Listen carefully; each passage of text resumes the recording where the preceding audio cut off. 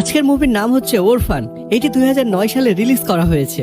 আজকের মুভির কাহিনীটি এমন একটা পরিবারে যারা একটা অনাথ আশ্রম থেকে একটা ছোট্ট মেয়েকে দত্তক নেয়, কিন্তু কিছুদিন পর তারা জানতে পারে ওই ছোট্ট মেয়েটি কোনো ছোট্ট মেয়ে নয়, সে 30 বছরের একজন নারী। পরবর্তীতে সে এমন কিছু কাজ করতে থাকে যা দেখে পুরো পরিবার আতঙ্কিত হয়ে যায়। মুভির শুরুতে জন এবং কেট নামের হাজব্যান্ড ওয়াইফকে আমাদের দেখানো হয়, যাদের 12 বছরের একজন ছেলে ড্যানিয়েল এবং 5 বছরের একজন মেয়ে ম্যাক্স ছিল। ম্যাক্স জন্ম থেকে বোবা ছিল, সে কথা বলতে পারতো না এবং সে কানেও শুনতে পেত না। তাছাড়া কেট সবসময় হতাশ হয়ে থাকতো, কারণ তার তৃতীয় সন্তান পেটে থাকা অবস্থায় মারা যায়। তাই তারা তাদের তৃতীয় সন্তানের জায়গা পূরণের জন্য একটা অনাথ আশ্রম থেকে একটা ছোট্ট মেয়ে এস্তারকে দত্তক নেয় এবং তারা তাকে তাদের বাড়িতে নিয়ে আসে। তারা এস্তারকে ম্যাক্স এবং ড্যানিয়েলের সঙ্গে স্কুলেও পাঠায়, যেখানে ম্যাক্স এস্তারের সঙ্গে মেলামেশা করলেও ড্যানিয়েল এস্তারকে একদমই পছন্দ করতো না। এইভাবে কিছুদিন কেটে যাওয়ার পর যখন একদিন রাতে জন কেটের সঙ্গে ইন্টিমেট হচ্ছিল, তখন এস্তার সেখানে চলে আসে এবং তাদের অন্তরঙ্গ অবস্থায় দেখে নেয়। তখন কেট দ্রুত নিজের জামা কাপড় ঠিক করে এস্তারের রুমে গিয়ে তাকে বোঝাতে চেষ্টা করে যে এগুলো বাচ্চাদের জিনিস নয় আর বাচ্চাদের এসব কিছু দেখতে হয় না। কিন্তু এস্তার বলে যে সে এসব বিষয় আগে থেকেই জানে আর এসব হাজবেন্ড ওয়াইফরা করে। এস্তারের মুখ থেকে এসব কিছু শুনে কেট একদম চমকে যায়, আর সে এটা বুঝতে পারছিল না যে 9 বছরের একজন বাচ্চা এসব কিছু কিভাবে জেনে ফেলেছে। কেট তার হাজবেন্ড জনকে এসব কিছু খুলে বলে, কিন্তু জন এত বেশি গুরুত্ব দেয় না, কারণ জন ভেবেছিল যে সে হয়তো এই কথাগুলো অন্য কোথাও থেকে শুনেছে। কিন্তু কেট এটা কিছুতেই মেনে নিতে পারছিল না। আর কিছুদিন পরে এস্তারের আচরণগত দিক থেকে খুব পরিবর্তন আসতে শুরু করে। সে তার স্কুলের একটা মেয়েকে ওপর থেকে ফেলে দেয়, কারণ সেই মেয়েটি এস্তারকে নিয়ে ক্লাসরুমে মজা করছিল। সে দিন দিন অনেকটা পাল্টে যাচ্ছিল। সে জনের সঙ্গে ঠিকভাবে কথা বলতো, কিন্তু কেটের সঙ্গে খুব খারাপ ব্যবহার করত।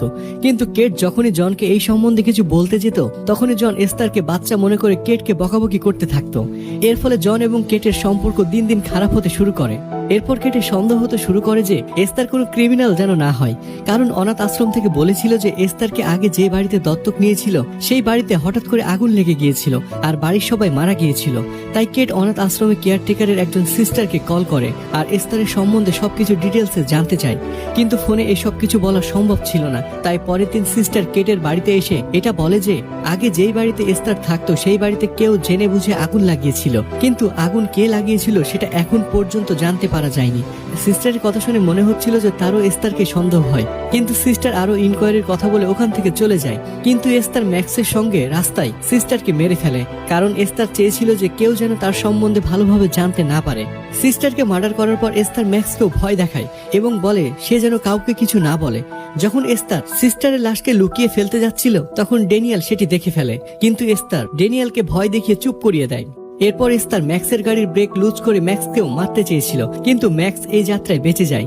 এই অ্যাক্সিডেন্টের পর থেকে কেট ভালোভাবে জানতে পারে যে, কারণ তার খুব ভালোভাবে মনে ছিল যে সে তার ব্রেক নিজে হাতে লাগিয়েছিল। কেট এস্তারকে বাড়ি থেকে বের করে দেওয়ার কথা বলে।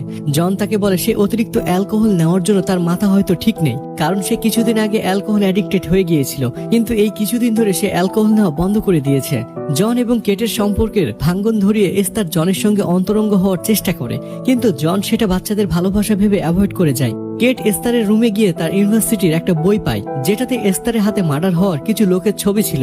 কেট সেই ইউনিভার্সিটিতে কল করে এস্তারের সম্বন্ধে জানতে চায় যে সে কোনো সঠিক খবর পায় কিনা। তাই সে এস্তারের ছবি তাদেরকে পাঠিয়ে দেয়। তারপর এস্তার এই সবকিছু জানতে পেরে আরো ভয়ানক হয়ে যায় আর ড্যানিয়েলকে মেরে ফেলার চেষ্টা করে, কিন্তু ডক্টর টাইমে চলে আসে আর ড্যানিয়েলকে বাঁচিয়ে নেয়।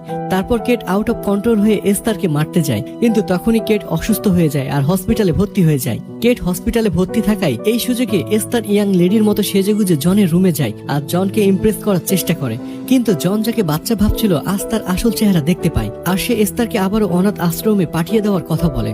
আর এস্তার তখন রাগান্বিত হয়ে নিজের রুমে গিয়ে নিজের জিনিসপত্র ভাঙতে শুরু করে। জন এস্তারের রুম থেকে শব্দ শুনতে পেয়ে এস্তারের রুমে গিয়ে চমকে যায়, কারণ এস্তার তার রুমের দেওয়ালে পর্ন ফটোস এবং পেন্টিং দিয়ে সাজিয়ে রেখেছিল। আর তখনই এস্তার চাকু দিয়ে জনকে মেরে ফেলে। আর এদিকে হসপিটালে কেটের কাছে ইউনিভার্সিটি থেকে ডক্টরের কল আসে যে কেটের পাঠানো ছবি দেখে কেটকে বলে যে সে যেন তাড়াতাড়ি সম্ভব ওই বাচ্চা মেয়েটি থেকে দূরে সরে যায় আর পুলিশকে যেন খবর দেয়, কারণ ওই বাচ্চা মেয়েটি আসলে কোনো বাচ্চা মেয়ে নয়, সে একজন 30 বছর বয়সের ম্যাচিউরড লেডি যার হরমোন ডিসঅর্ডার আছে আর যার ফলে তার ফিজিক্যালি কোনো গ্রোথ হয়নি। কেট এটি শুনে সাথে সাথে বাড়িতে আসে আর দেখে এস্তার জনকে মেরে ফেলেছে। এস্তার ম্যাক্সকেও মেরে ফেলার চেষ্টা করে, কিন্তু কেট উপর থেকে এসে এস্তারকে আঘাত করে সেখানে বেহুশ করে দেয়। তখন কেট মনে করে এস্তার হয়তো মারা গিয়েছে, এটা ভেবে সে ম্যাক্সকে নিয়ে চলে যেতে শুরু করে, কিন্তু তখনই এস্তার চাকু দিয়ে কেটকে আঘাত করার চেষ্টা করে এবং তাদের মধ্যে মারামারি শুরু হয়ে যায়।